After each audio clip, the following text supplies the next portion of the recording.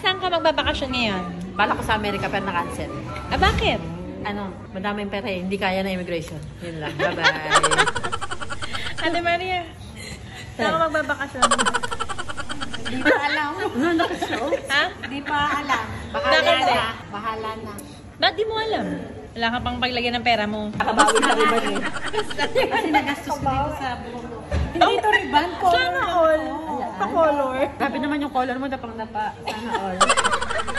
Treatment lang. Ah, super treatment. Treatment lang, te. Ikaw naman siya. Aking gitera eh. Ito ko eh. It's very Kasi yung buko kimi eh.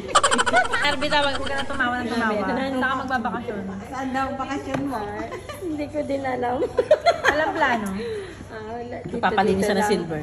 Kailangan mo Papalinis na silver. Hindi siya babakasyon. Oo nga, tayo man silver. Hindi kayo kumuha lang ulit.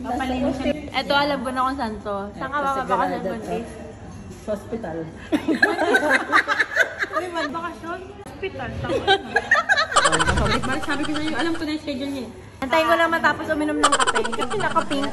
Ate Daisy, saan ka magbabakasyon? Manumali ko sa inyo na magkapatid. Sabi ko kanina. America. Sa Amerika ka? Oh. Nalulo ka magkama kita. Maldives ako, Day. Oh, sa Maldives. Oh. Mayaman ako eh. Bakit ba? Oh, ano ka ngayon? Wala ka. America? Diyos ko!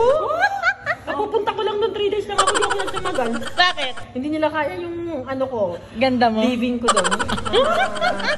Yung pamumuhay ko hindi nila kaya. Ikaw, saan ka pupunta ngayong bakasyon? Ako, wala. Walang pupuntahan. Hindi ako magagala. Matutulog lang ako. 2 weeks? Oo, 2 weeks. Bakit? Babawiin ko yung puyat ko. Hindi, wow. Babawiin mo yung oti-oti mo. Ikaw ate, Shiny. Pupunta kami sa water park. Ah, wow! Sana all! Saan ka pupunta sa... Saan ka pupunta sa bakasyon? Tabi-tabi lang. Ew! Paano yung water park? Gumanto ka.